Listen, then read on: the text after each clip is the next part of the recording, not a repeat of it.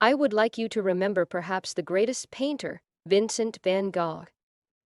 His father wanted him to become a religious minister, to live a life of respect, comfortable, convenient, and not only in this world, in the other world after death too.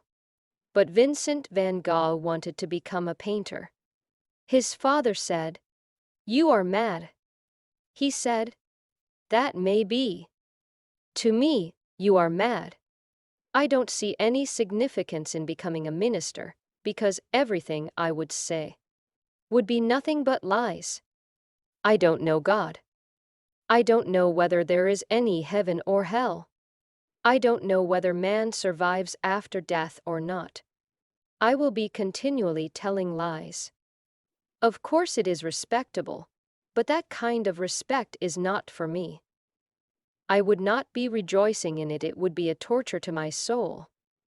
The father threw him out. He started painting. He is the first modern painter. You can draw a line at Vincent van Gogh before him. Painting was ordinary. Even the greatest painters, like Michelangelo, are of minor importance compared to Vincent van Gogh. Because what they were painting was ordinary. Their painting was for the marketplace. Michelangelo was painting for churches. His whole life painting on church walls and church ceilings. He broke his backbone painting church ceilings, because to paint a ceiling, you have to lie down on a high platform while you paint. It is a very uncomfortable position, and for days together, months together. But he was earning money, and he was earning respect. He was painting angels, Christ, God creating the world. His most famous painting is of God creating the world. Vincent van Gogh opens a totally new dimension. He could not sell a single painting in his whole life. Now who will say that his painting has any point? Not a single person could see that there was anything in his paintings. His younger brother used to send him money enough so that he did not die of starvation, just enough for food every week. Because if he gave him enough for a whole month, he would finish it within 2 or 3 days, and the remaining days he would be starving. So every week he would send money to him. And what Vincent van Gogh did was that for 4 days he would eat, and for 3 days in between those 4 days, he would save the money for paints, canvases. This is something totally different from Michelangelo, who earned enough money, who became a rich person. He sold all his paintings. They were made to be sold, it was business. Of course, he was a great painter. So even paintings that were created to be sold came out beautifully. But if he had had the guts of a Vincent van Gogh, he would have enriched the whole world. 3 days starving, and Van Gogh would use the money to purchase paints and canvases. His younger brother, hearing that not a single painting had sold, gave some money to a man, a friend of his not known to Vincent van Gogh, and told him to go and purchase at least 1 painting. That will give him some satisfaction. The poor man is dying the whole day he is painting, starving for his painting. But nobody is ready to purchase even 1. Nobody sees anything in that he does. Because to see something in Vincent van Gogh's painting, you need the eye of a painter of the caliber of Van Gogh. Less than that will not do. His paintings seemed strange to people. His trees are painted so high that they go above the stars.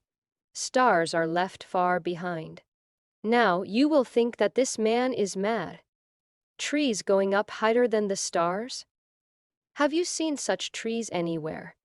When Vincent van Gogh was asked, "Your trees always go beyond the stars?" he said, "Yes, because I understand trees. I have felt always that trees are the ambition of the earth to reach the stars. Otherwise, why? To touch the stars, to feel the stars, to go beyond the stars. This is the desire of the earth. The earth tries hard, but cannot fulfill the desire. I can do it. The earth will understand my painting, and I don't care about you, whether you understand or not. Now, this kind of painting you cannot sell. The man sent by his brother came, and Van Gogh was very happy. At last somebody had come to purchase a painting. But soon his happiness turned to despair, because the man just walked in, picked one painting, and gave him the money. Vincent van Gogh said, "But do you understand the painting? You have picked it up so casually. You have not looked. I have hundreds of paintings. You have not even bothered to look around. You have simply picked one that was accidentally in front of you. I suspect that you are sent by my brother. Put the painting back and take your money. I will not sell the painting to a man who has no eyes for it. And tell my brother never to do such a thing again." The man was puzzled. He said, "You don't know me. How did you figure it out?" Van Gogh said, "That's too simple. I know my brother wants me to have some consolation. He must have arranged for you to come. And this money belongs to him, because I can see that you are blind as far as paintings are concerned. And I am not one to sell paintings to blind people.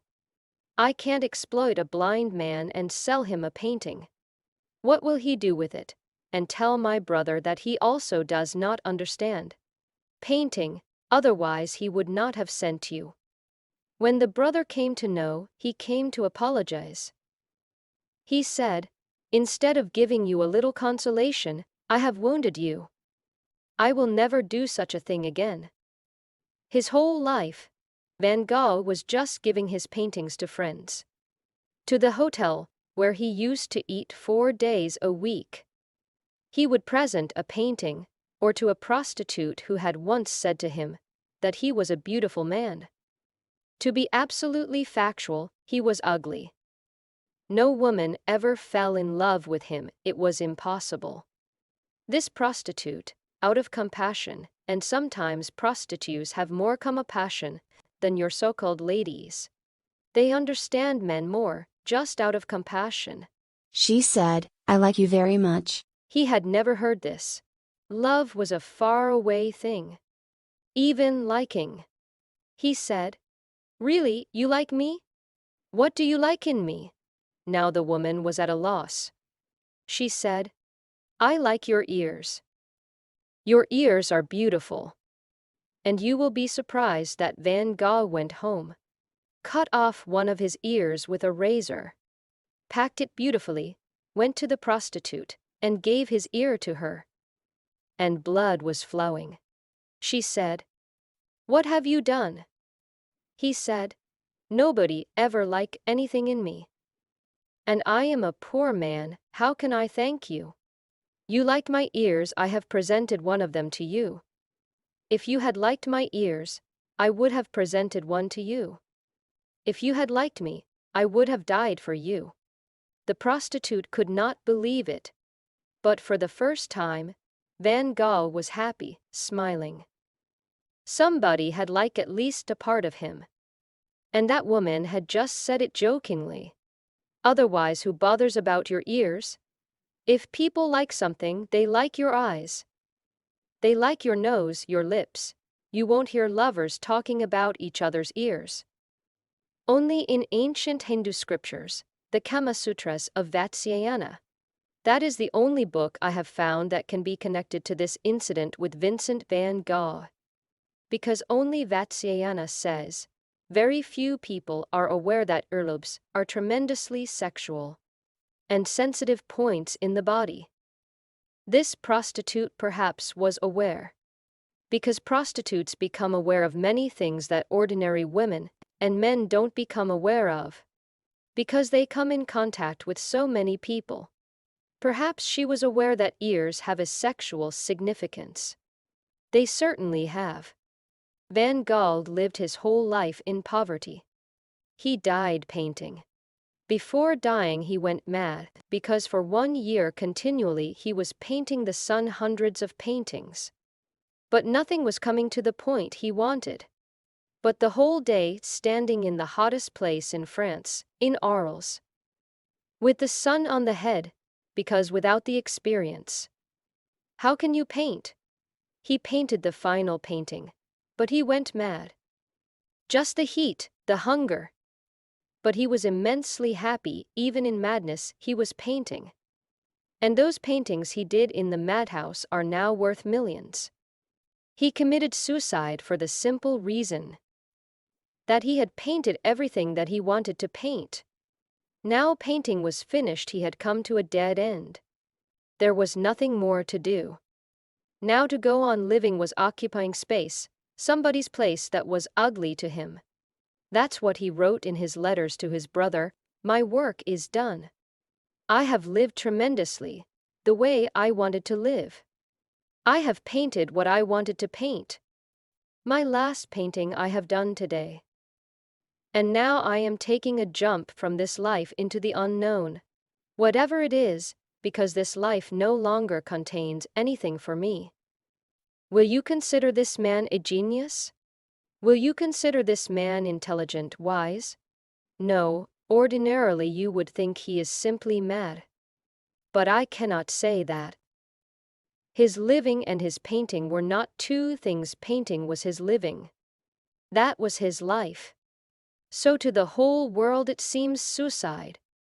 Not to me. To me it simply seems a natural end. The painting is completed.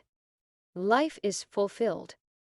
There was no other goal, whether he receives the Nobel Prize, or whether anybody appreciates his painting means nothing. In his lifetime, nobody appreciated his work. In his lifetime, no art gallery accepted his painting, even for free. After he died, slowly, because of his sacrifice, painting changed its whole flavor. There would have been no Picasso without Vincent van Gogh. All the painters that have come after Vincent van Gogh are indebted to him, incalculably, because that man changed the whole direction. Slowly, as the direction changed, his paintings were discovered. A great search was made. People had thrown his paintings in their empty houses, or in their basements, thinking they were useless. They rushed to their basements, discovered his paintings, cleaned them. Now there are only 200 paintings. He must have painted thousands. Any art gallery that has his paintings is proud, because the man poured his whole life into his paintings. They were not painted with color, but with blood, breath. His heartbeat is there. Don't ask such a man, "Is there any meaning in your painting?" He is there in his painting. And you are asking, "Is there any meaning in your painting?" If you cannot see the meaning, it is your responsibility.